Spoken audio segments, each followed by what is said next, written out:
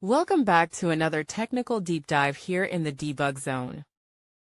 Today we're tackling a big question and breaking it down with insights from other users. Hopefully this clears up some misconceptions and helps you get the answer you need. So buckle up, stay a little curious, and let's jump right in.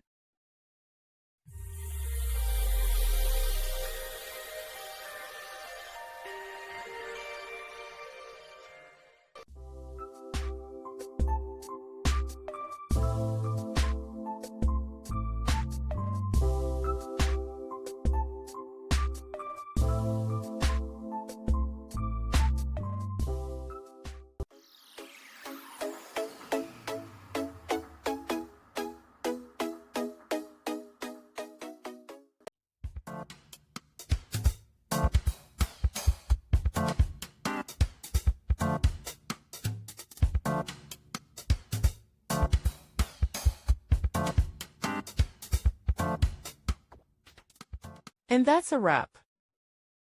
I hope you found the answer you were looking for. If you did, take a second to hit that subscribe button. It really helps out. And let me know in the comments which solution worked best for you. See you next time in the debug zone.